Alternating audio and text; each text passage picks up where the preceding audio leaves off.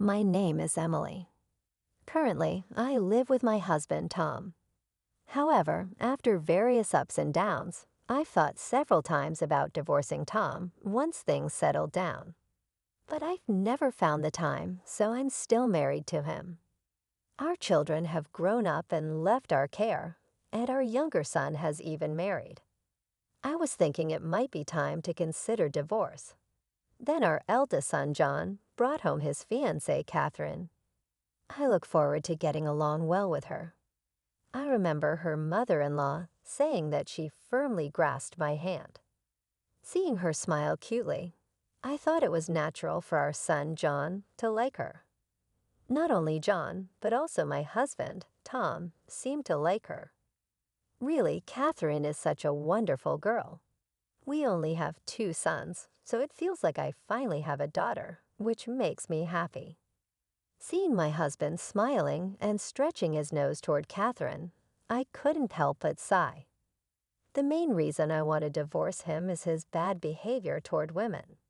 Since marrying me 30 years ago, he has had affairs at least 6 times. However, each time he got a punishment, and I hesitated to divorce him, not wanting to deprive our children of their father. He fulfilled his duties as a father, so I thought I would divorce him once the children were independent and needed less care.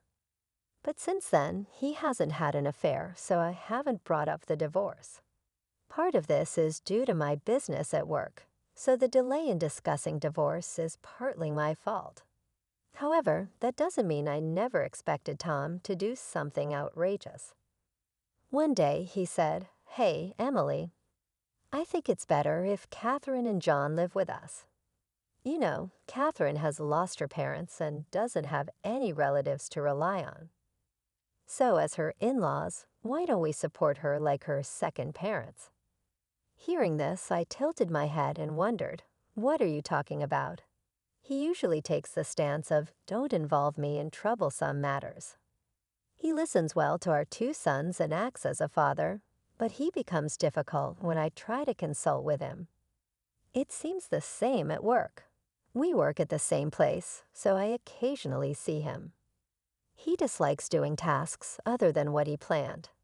Therefore, he isn't flexible, and there's no talk of a salary increase. Such a man suddenly wanting to live with our son and his wife, and wanting to support his daughter-in-law is like a bolt from the blue. Are you all right? I didn't think you were the kind of person to say such things, I asked. He, not realizing his behavior was strange, seemed to interpret my words as disliking the idea of living with Catherine. Looking at me as if he saw something unpleasant, he said, "You're not saying you dislike Catherine, are you? Such a nice person is hard to find, you know. Are you irritated because our family has had only one woman until now, and you feel your position is threatened?" I thought, what's wrong? Because I was the only woman in this house, I have never enjoyed any special treatment here, just because I am a woman. Regardless of gender, I have always been busy here and there to sustain this family. That's not true. I just thought it was unusual for you to start talking like this. You hardly ever take care of others. You've always refused to train newcomers at work. I heard you've never done it even once. When I said that, he seemed to recall his usual behavior, and as if to hide his embarrassment, scratched his head. Ah, right, that's true. I usually avoid troublesome matters, but that's about work, isn't it? Catherine is going to be family, so it's normal for me to be concerned about her. Hearing his words, I thought, is that so? But I didn't have a bad impression about John and Catherine living together. However, as newlyweds, I thought Catherine might be against living together. If Catherine is against it, we'll stop talking about living together, all right? It's important to consider the feelings of John and Catherine now that they are a couple. Don't worry, don't worry. Catherine would never oppose my idea. Tom's confidence that Catherine would not oppose living together and would even be happy about it concerned me. But later, after the wedding, Catherine said exactly what Tom had predicted. Living together. That's fine with me. I've lost both my parents, so I've been feeling lonely. Getting married to John and having a new family is wonderful. She seemed very happy. I was amazed at how well things were going and just watched. So our life together began. John had always lived in this house and was capable of doing housework. Catherine also said, I'm a full-time housewife, so I'll do my best with the household chores. And she worked hard at cleaning, cooking, and laundry. Initially, I was relieved that Catherine's presence seemed to lessen my burdens. However, every time Catherine did something, Tom would say things like, a beautiful woman like Catherine is needed in this house. Or, I feel so much better physically since Catherine came, even though he's perfectly healthy. When he deliberately sat next to Catherine on the sofa while drinking, John said, Hey, Dad, you're too close. But Tom, with his face red from alcohol, replied, Don't worry, don't worry. After all, we're family now. About a month after we started living together, one of my accessories disappeared. I regularly organize my jewelry and accessories, so it's unlikely that I misplaced it. Moreover, the most expensive item was missing from my jewelry box, so I decided to install a camera in my room. At that time, I already had a mistrust toward Catherine, who never showed any discomfort around Tom, who was getting too close. Some of Tom's previous mistresses had shown interest in my belongings, so I thought Catherine might be similar.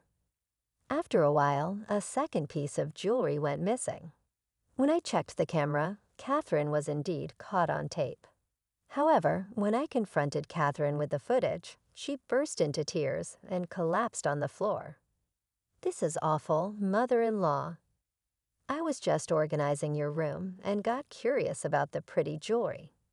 I only picked it up to look at it, and you treat me like a thief for that.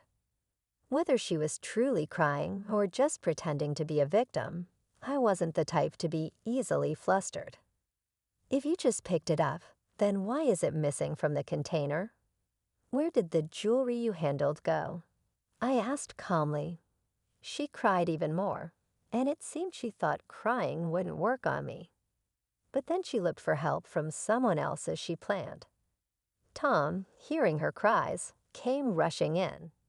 He embraced Catherine, who was sitting on the floor, and glared at me. Why are you making Catherine cry? I didn't think you were such a wicked person to bully your daughter-in-law then. Catherine's husband, John, arrived late and was confused, saying, What's going on here? That's understandable. He saw his crying wife, his father embracing her, and his mother looking at them coldly. It would probably be useless to say anything to Tom or Catherine. I said to John, Come with me, there's something I want you to see, and took him outside the room. I showed him the video. He turned pale upon seeing Catherine stealing jewelry from my room. Yeah, perfectly, came the reply. With these photos alone, we can claim Emily made you kneel and scolded you. It seemed both of them wanted to frame me as the villain who bullies the daughter-in-law. What they wanted by doing this, I guess, was to drive me out. I sighed in dismay. By the way, Emily's father passed away recently. Apparently, there was a rumor about him having an estate worth $900 million. $900 million? With $900 million, we could live in leisure. Yes, that's right. That's why I decided not to give Emily her father's inheritance. I'm going to pass the entire $900 million to our eldest son and his wife. Then you will persuade Jan to manage the family finances. Yay, then Haruan and I can spend the $900 million however we want. It's often said that those who cheat live in a fantasy land, but it seemed Tom, even at his age, had forgotten common sense by having affairs. Why does he think he can decide to pass my intended inheritance to the eldest son and his wife? After all, the decision of who inherits the estate should lie with my father, who owns it. I felt the headache coming on and decided to disrupt the delusional plans of these two. Jan, who overheard his wife and father's conversation along with me, asked, "They're having an affair." I shook my head to indicate not to say anything, and we left together. John and I went to a detective agency. There we requested a detailed investigation into Catherine and Tom's affair. Next was the divorce with Tom. I already had Tom write a divorce paper during his sixth affair.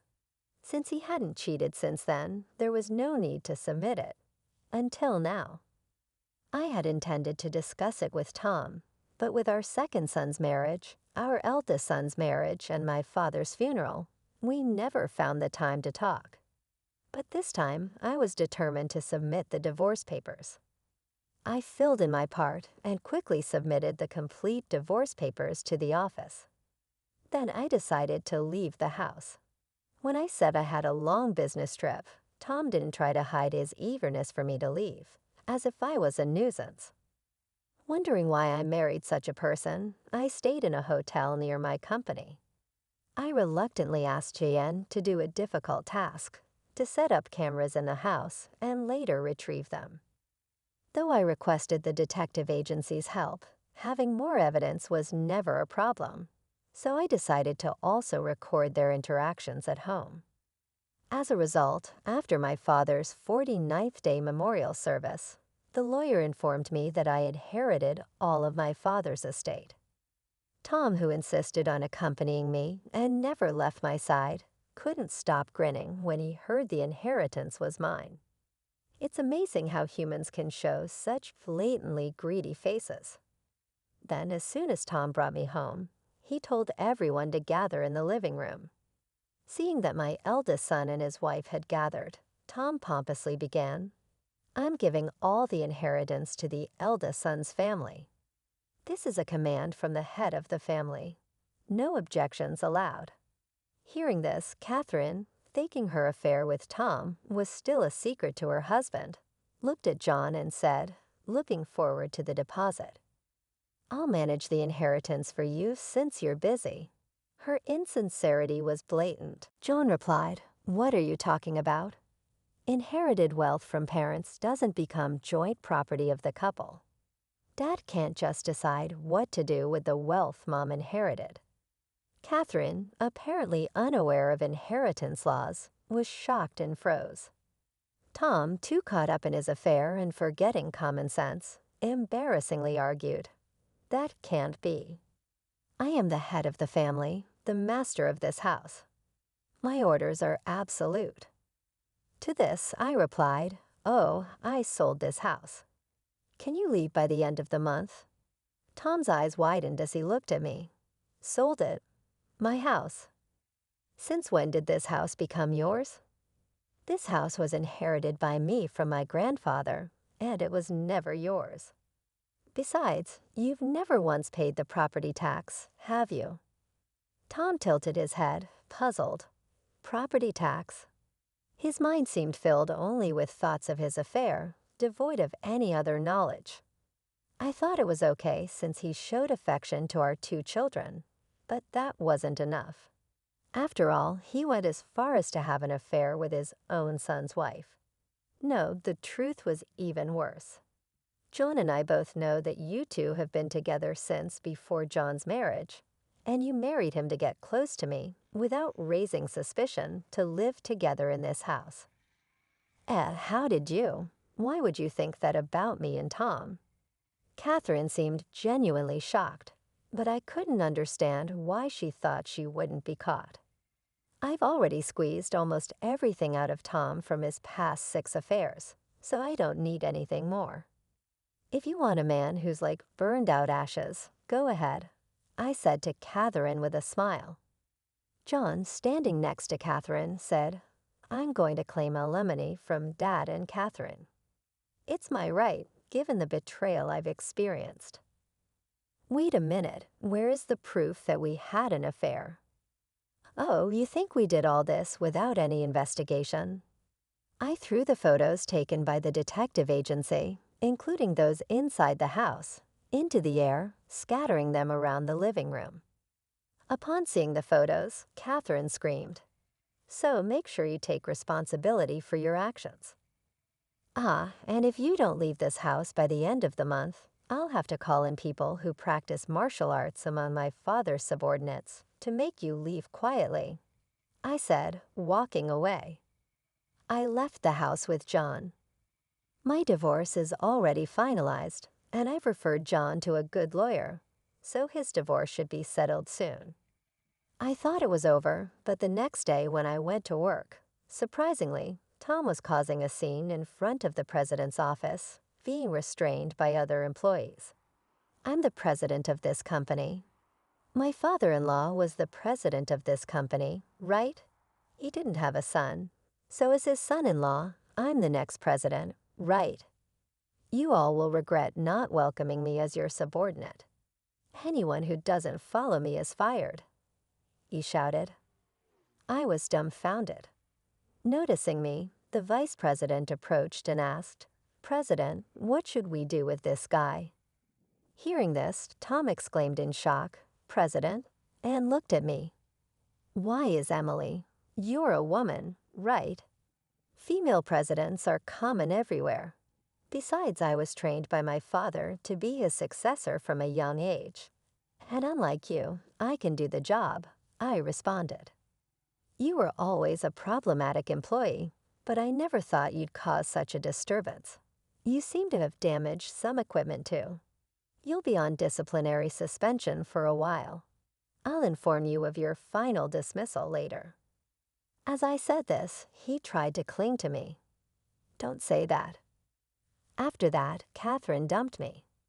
"We're married. Help me out," he pleaded. I quickly shrugged him off. "What are you talking about? The divorce papers have been processed. We've been strangers for a long time now." At my words, he collapsed on the spot, seemingly crushed. As for Catherine, it turned out her parents were still alive. She had been involved in affairs with married men twice before, and each time her parents paid the alimony on her behalf. However, after causing trouble again, she was practically under house arrest at her parents' home and was made to work in a job chosen by them.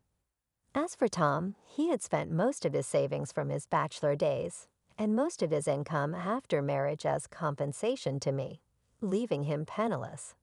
He was even asking his son John for money, a clear case of reaping what he had sown. All of his relatives, aware of his past actions, refused to help him. Tom even tried to ask his younger son for money, but knowing what Tom had done, the younger son had already blocked his calls and cut off contact.